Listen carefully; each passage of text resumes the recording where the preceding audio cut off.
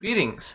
One thing that the coronavirus pandemic has ensured is that certain things have permanently changed, one of which is the normalization of remote work and video conferencing. These technologies existed before the coronavirus, of course, but there was never a critical mass of people using them, and a critical mass is certainly needed for a network-based technology such as this one. Any network-based technology increases in value as a square of the number of nodes, not simply because of the number of nodes. And this graphic from the Wikipedia article about the network effect, about Metcalfe's law, which is linked in the description box below, explains how as you get more nodes to the network, the value of the network rises exponentially, not linearly.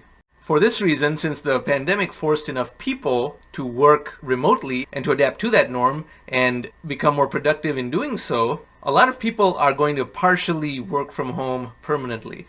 They may go back to their office 2 days a week rather than the previous 5 days a week, but the other 3 might involve working from home.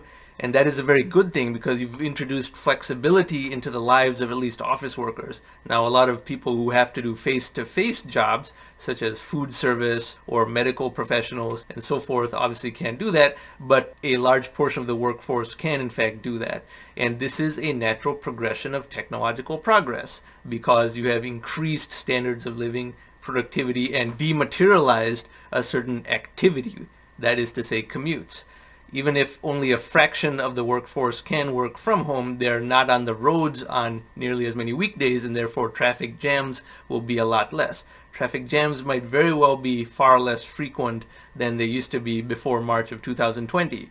And it's quite possible that no highways, at least in the United States, ever need to be widened again. And since the high-tech functionality of video conferencing is very dematerialized and very technologically pure, it advances very quickly, and therefore the video conferencing capabilities 2 years from now will be considerably more advanced than today because it is inherently a very fast-moving and fast-improving technology. Things like bandwidth, video compression, live streaming of data, and so forth all are improving very rapidly, whereas the commute experience is something that is not improving. Therefore, the qualitative delta continues to widen as the video conferencing capability improves and the network effect of more and more people on video conferencing improves. Now, with that backgrounder, let's examine some of the shamefully and comically regressive ideas that a lot of these economist eggheads come up with, and how openly they display that they are entirely theoretical creatures. They have no connection to the real economy or to real people at all. They are so theoretical that at some point it just defies description how bad their ideas are and how easily they ignore all kinds of evidence that would indicate how poor this idea is. So Deutsche Bank proposes a 5% tax, that is an income tax, on people still working from home after the pandemic. Now, first of all, 5% is not a small increase. That is probably the minimum unit size for these very zealous socialist types, and a lot of these economists are in fact socialists. You may find this hard to believe, but remember, economists are super theoretical and don't understand that humans will respond to incentives and adapt around a lot of very pernicious disincentives. So they think 5% tax is just a trivial thing. That's their minimum unit of tax increase. Now remember, that's a lot more than you think. If your marginal tax rate is already 50%, meaning you only take home 50% of your pre-tax pay, another 5% increase takes your post-tax take-home down from 50% to 45%. So you're taking home 10% less than you were before the tax. So this 5% increase that they propose would mean a 10% reduction in your income. But it gets worse. Their whole rationale is that the people who are working from home are not spending money near their office, like going for lunch and going for coffee and things like that.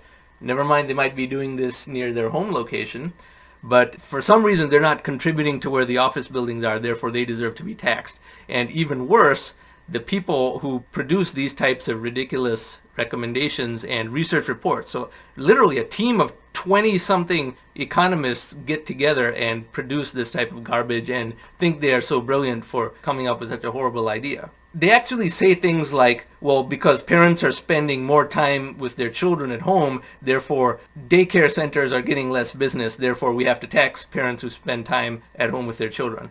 The notion of a daycare center itself was perhaps the wrong idea. Maybe parents should have been able to spend more time with their children because work was more flexible. But no, they have to preserve the daycare center and therefore interfere via government with parents spending too much time at home with their children because they can work from home, or a married couple with children. If one parent can work from home on one day and another parent can work from home on a different day, then maybe the whole week can be managed with at least one parent at home because each parent goes to their main office on a different day of the week or something like that. Those types of arrangements can easily form, and that is very natural. That is good. That is good for parents, good for children, good for society. A fact that a lot of PhD economists think that this has to be obstructed through government intervention and taxation tells you all you need to know about their mindset. I'll still generously say they're not bad people, but they are so theoretical that they truly have no idea how utterly ridiculous their recommendations usually are.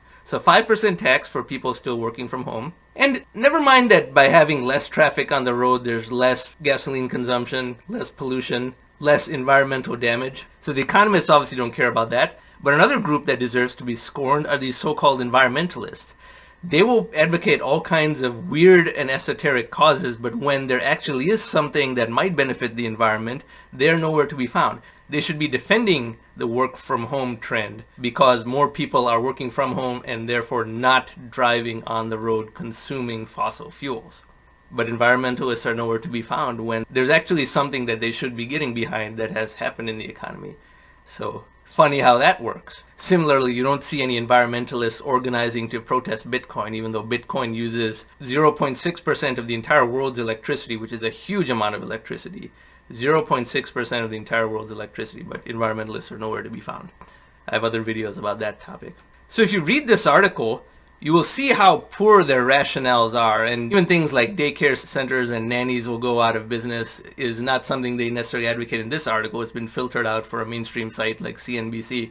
But if you do other searches, you find these are the things they advocate, that, oh, we can't have daycare centers go out of business because parents are spending too much time at home. And then they also say that it will raise taxes that can be distributed to low-income people. So again, they're just trying to find new ways to justify a punitive redistributionist scheme, which is to say just trying to repackage socialism as something else under some esoteric notion of justice. And a lot of these PhD economist types are actually hired just to create complicated rationales to justify very crude and unoriginal ideas, such as forced redistribution of wealth via governments.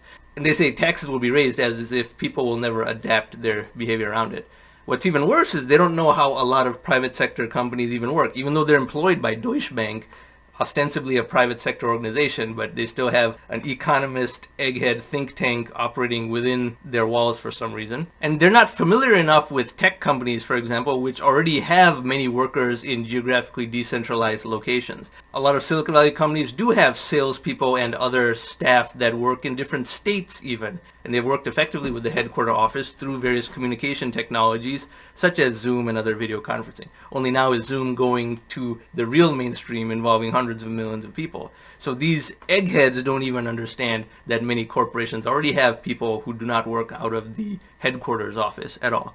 Secondly, the first principles of economics and technology, which you can never expect one of these economist types to understand, is that the pressure is always towards freer capital and less taxation of capital and lowering of costs. Therefore, the remote work revolution frees people from being forced to live in an expensive area that is expensive only for reasons of commuting to workplace. If you only go to the office half as often, you can live twice as far away and still have the same amount of driving per week. By being able to double your distance, you quadruple the land area in which your housing choice resides, quadrupling your land area through doubling your distance. And therefore, it's much easier to live in an affordable place because your office might be 70 miles away, but you're not going there 5 days a week. You might be going there 2 days a week. And once that starts to happen, you see a hollowing out of certain unnecessarily expensive real estate that was expensive only for reasons of scarcity mentality. That's exactly the type of thing that technology busts. We have seen other examples of this in other sectors of the economy in videos on this channel. And then you get to the even more interesting thing, real estate repricing, but furthermore, people crossing jurisdictional lines and state lines for tax efficiency purposes. As we all know, a state like California has an extremely high income tax, but there's a neighboring state with a 0% income tax, that being Nevada. The reason people cannot live in Nevada, even if their job is in California, is because all the desirable parts of California are about 200 miles away from Nevada's border. There's no part of Nevada that is less than 200 miles from the Pacific Ocean. But now when you have something like Zoom, then slowly people adapt, and instead of 5 days a week, it becomes 2 days a week, 1 day a week, and then 1 day every 2 weeks. And they just are able to extend the distance they live from their work enough to cross state lines. And then you have a certain freedom from the chaining effect that has enabled high tax locations to keep their tax rates high. Similarly, in Europe, countries like the UK and France have very high taxation, but Europe has a lot of tax havens as well. Until recently, those tax havens were only available to billionaires who were completely location independent. But now through the Zoom revolution, you can have mid-level corporate employees also leave and live in a tax haven and therefore be in a low tax structure of their own personal income, because places like Luxembourg are very near to both London and Paris, but it's a tax haven. It has a lot lower tax than the UK or France. Similarly, Monaco, Switzerland, Liechtenstein, these are all tax havens that are pretty near to major population centers, and a lot of people with jobs in those population centers might just be able to live in a tax haven that is not very far away, but it was not a commutable distance if you're going to commute 5 days a week. If you're only going 1 or 2 days a month, all this becomes possible. So this revolution is unstoppable, and the fact that a bunch of PhD economists come up with the quote-unquote bright idea of increasing income tax 5% on remote workers is truly a shameful thing. And to give you other examples, these are the people who 200 years ago would have said destroy all textile machines in order to preserve jobs for the people who did textile work by hand. And these are also the people who would say that, hey, let's go around breaking windows so that GDP increases through the surge of window repairs that follow. They would just look at a spreadsheet of what activity has an increase on GDP and recommend it accordingly, with no irony that, if you're breaking windows, you're not really improving society, and that is not truly economic growth, even if the stat that they track without any context around that stat would technically improve if you went around doing that.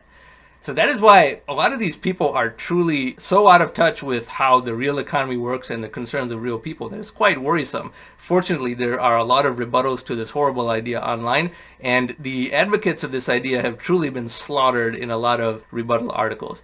That's why I say that remote workers should in fact be paid more, not less.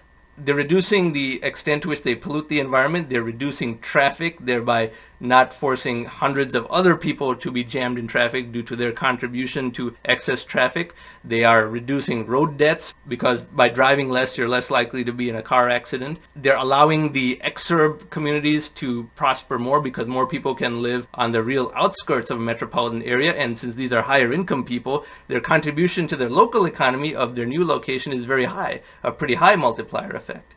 So I would say their net contribution to the economy is technically more, not less. And under a basic understanding of economics, which, as I said, is sadly absent from many people with very fancy credentials in economics because they're too theoretical, it makes complete sense that remote workers should be paid more, not less, especially if the employer can shed a lot of expensive office space because there are fewer workers in the office. Office real estate is very expensive, especially in prime areas. If they can shed this office space, then those savings should be passed to workers, and under natural market forces would be. And this is already happening, in fact. I'll have more on this topic in other videos, but as you can tell, the people who stand athwart the natural inclination of humanity to progress and advance and improve its standard of living are in fact quite creative in devising new ways to obstruct human flourishing and human progress. And that is one of the themes of this channel, calling them out and encapsulating their bad idea in a way that people in the future will be able to make fun of them more easily.